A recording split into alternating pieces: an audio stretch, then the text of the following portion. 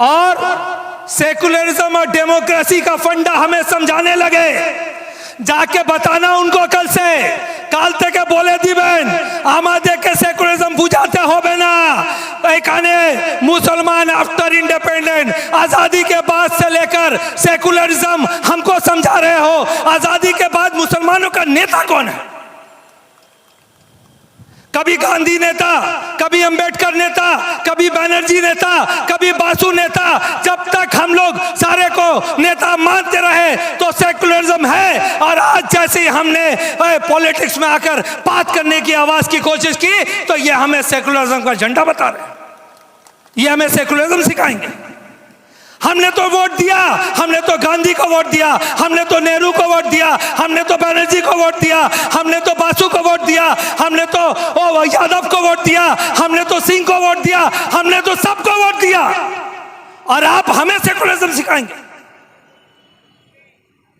क्या मतलब है सेकुलरिज्म का? आपने कभी अहमद को वोट दिया? और सवाल हमसे, आज हिंदुस्तान के आजादी से बाद से लेकर सन 1952 से लेकर आज तक ही मुसलमानों का रिप्रेजेंटेशन, वो मुसलमान जिन्होंने पाकिस्तान को ठुकराया और हिंदुस्तान के ऊपर अपनी सरजमीन चुनी, उस मुसलमान से सवाल करते हो 1952 से लेकर आज 2019 तक मुसलमानों का पॉपुलेशन 10% से लेकर 14% हुआ। क्या 14% रिप्रेजेंटेशन पार्लियामेंट में आज है? जाके सवाल उस पार्लियामेंट में पूछो, पार्लियामेंट में बैठे हर पार्टी के नेतृत्व से पूछो कि आपने इंसाफ किया? हमें कोई जरूरत नहीं था पॉलिटिकल प्लेटफॉर्म बनाने का अगर आप हमारे साथ इंसाफ किए होते। पश्चिम बंगाल में मुसलमानों की आबादी 27% रिप्रेजेंटेशन पश्चिम बंगाल की असेंबली में आपका है? आज हिंदुस्तान में मुसलमानों का पॉपुलेशन 14%। कितने सीट है पार्लियामेंट का? पार्लियामेंट में कितने एमपीज है? 545। उसका आप 14% कितना होता है? 75 एमपी है। सवाल जाके उनसे पूछो। जब वो यहां पर मीटिंग खड़ा करके कहते हैं कि हमने मुसलमानों के 95% काम कर दिया है, तब उनसे गिरबान पकड़कर पूछो। और ये सवाल सिर्फ मुसलमान नहीं, हर हिंदू, हर बच्चा, एक सच्चा हिंदुस्तानी, एक सच्चा भारतीय नागरिक खड़ा होकर सर उठाकर पूछेगा कि तुमने मुसलमानों को रिप्रेजेंटेशन दिया है पार्लियामेंट में? तुमने मुसलमानों को रिप्रेजेंटेशन दिया असेंबली में? अगर आपने इंसाफ किया होता तो प्लेटफॉर्म बनाने की जरूरत नहीं थी जरूरत। आंकड़ा उठा के देख लीजिए, सचर कमेटी रिपोर्ट ने साफ साफ कह दिया आज की तारीख में 545 एमपी में सिर्फ 29 एमपी है मुसलमान। और उनमें से भी कितने एमपी को बोलने का राइट है? कितने एमपी को बोलने का राइट है? वैसे आज का मुद्दा यह नहीं था।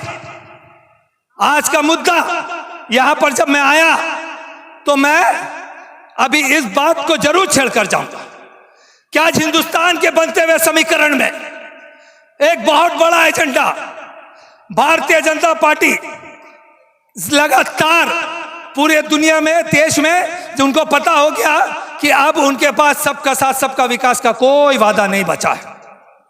डेवलपमेंट कहीं से नहीं ला सके, अनएम्प्लॉयमेंट सब फैला हुआ है, लोगों को कोई भी हकूक दिया नहीं जा रहा है। तो एक नया सोचा छोड़ रहे हैं, हिंदू राष्ट्र। हिंदू राष्ट्र आज पांचकुड़ा की सरजमीन पे इस मंच से मैं आपको बताना चाहूंगा, गौर से सुनिए। एक क्रोनोलॉजी अमित शाह जी ने बताया था, याद है आपको? एक क्रोनोलॉजी अमित शाह जी ने बताया था। मैं आपको कहता हूं, गौर से सुनिए इस क्रोनोलॉजी को। एक क्रोनोलॉजी आज मैं आपको बताता हूं। नरेंद्र मोदी की सरकार जब हिंदुस्तान में बनी तो सबसे पहला काम उन्होंने क्या किया पता है आपको? ये सवाल सारी पार्टियां पूछ रही है, नौकरी में क्या किया, इसमें क्या किया। मैं आपको एक क्रोनोलॉजी समझाता हूं। अमित शाह जी ने कहा था ना, एक क्रोनोलॉजी समझाते हैं, पहले एनआरसी होगा, फिर सीएबी होगा, फिर सीए होगा। आज मैं आपको एक क्रोनोलॉजी समझाता हूं। बीजेपी के क्रोनोलॉजी को समझिए और हिंदू राष्ट्र के क्रोनोलॉजी को समझिए, दिमाग साफ हो जाएगा। जैसे ही बीजेपी की सरकार, नरेंद्र मोदी जी की सरकार बनती है, सबसे पहला काम हिंदुस्तान के जितने बड़े साधु संत हैं उन सबको खत्म किया जा रहा है। जितने साधु संत हैं, जैसी सरकार काबिज हुई, जिन साधु संतों का हाथ पकड़कर नरेंद्र मोदी जी प्रधानमंत्री बने थे, राजा राम रहीम आज जेल में है, आज आशाराम बापू जेल में है, राधे माँ जेल में है, नित्यानंद स्वामी अगर जेल में नहीं है तो निकलकर देश के बाहर भाग के एक तो हिंदू राष्ट्र बना रहे हैं। जिन पुजारियों का हाथ पकड़कर ये सरकार पर आए थे ना, वो सारे पुजारी आज जेल में है। बाबा रामदेव इसलिए बच गए क्योंकि उनसे कहा गया कि तुम बाबा का काम छोड़कर अपना पतंजलि बेचो, तब तुम यहां पर सरवाइव करोगे, नहीं तो नहीं करोगे। सारे बाबा को जेल भेजा जा रहा है। इस क्रोनोलॉजी को समझिए। इसके बाद जब सारे बड़े बड़े जितने साधु संत थे, जिनके लाखों के तादाद में उनके फॉलोअर्स थे, उन सबको जेल भेजा गया। और उन पर इल्जाम क्या लगाया गया? उन पर इल्जाम लगाया गया कि वो सेक्स रैकेट चला रहे थे। बहुत सेंसिटिव इशू। और इसमें हथियार इस्तेमाल किया गया इंडिया मीडिया का इस्तेमाल किया गया। यहां से जब एक कदम आगे बढ़िएगा तो आपको पता चलेगा दूसरा क्रोनोलॉजी का स्टेप। भारतीय जनता पार्टी के जितने भी बड़े लीडर थे, जो नरेंद्र मोदी से बड़े लीडर थे, उन सबको लाइन बाय लाइन खत्म किया गया। लाल कृष्ण आडवाणी, उमा भारती, मुरली मनोहर जोशी, ऐसे सारे नाम, राम जेठमलानी, अरुण शौरी, यशवंत सिन्हा, जसवंत सिंह, जितने भी मोदी से बड़े लीडर थे, उन लोगों को खत्म किया गया। ये है इनका हिंदू राष्ट्र, फेक हिंदू राष्ट्र। उसके बाद जब यहां पर नरेंद्र मोदी से जितने भी सीनियर लीडर थे, उन सबको खत्म किया गया। उसके बाद नरेंद्र मोदी के जितने कद वाले लीडर थे, उन लोगों को खत्म करने का सिलसिला शुरू हुआ। शत्रुघ्न सिन्हा, सुब्रमण्यम स्वामी और ऐसे नवजोत सिंह सिद्धू, जिनको बोलना आता था। इवन अभी जो बीजेपी में है, नितिन गडकरी, यहां तक के राजनाथ सिंह, कहीं नजर आ रहा है? देश किस तरफ जा रहा है आप सोच के देखिए। इस देश के सेकुलरिज्म को बचाना है, इस देश के हिंदुत्व को बचाना है, इस देश के मुस्लिम को बचाना है, इस देश के संविधान को बचाना है, तो आज एकजुट होकर लड़ने की जरूरत है। जितने भी बीजेपी के बोलने वाले लीडर थे, उन सबको, उनका सबके सामने उन सबको खत्म किया गया। यह भी एक क्रोनोलॉजी समझने की जरूरत है, स्टेप बाय स्टेप। और आज मैं आप लोगों को इस मत से कहता हूं कि कहते हैं कि आप लीडरशिप में नहीं आ सकते। मैं आप लोगों से गुजारिश करता हूं, पूरे पश्चिम बंगाल में एक ऐसी आवाज लहर की तरह उठी है जिसका नाम सैयद रूहुल अमीन साहब है। तो यह हमारा फर्ज है कि ऐसे इंसान, ऐसे धर्मनिरपेक्ष इंसान के साथ एक साथ कंधा से कंधा मिलाकर एक ऐसी आवाज पांचकुड़ा की सरजमीन से उठाइए कि यह कलकत्ता की सरजमीन से लेकर दिल्ली की तक आवाज गूंजे।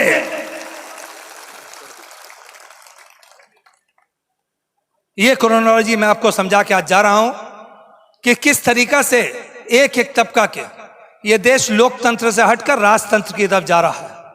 यहां पर एक ही संगठन रहेगा और एक ही नेता रहेगा। इस आइडियोलॉजी पे चल रहे हैं। देश का संविधान खतरे में है। उस देश के संविधान को बचाने के लिए आज जरूरत है हम सबको एक होने की। और यहां पर ऑल इंडिया माइनॉरिटी एसोसिएशन एक ऐसा प्लेटफॉर्म हमारे सामने दे रहा है जिसके साथ हम लोग जुड़कर अपने देश और देश के संविधान को बचाकर हम अपने देश के संविधान के लिए लड़ने के लिए खड़ा हो सकते हैं। आइए एक साथ मिलकर बोलते हैं, all India minority association, all India minority association, देश का संविधान, देश का संविधान, सैयद रूहुल अमीन साहब जिंदाबाद, सैयद रूहुल अमीन साहब जिंदाबाद, भाईचान जिंदाबाद, भाईचान जिंदाबाद, संविधान जिंदाबाद, संविधान जिंदाबाद। बहुत बहुत शुक्रिया।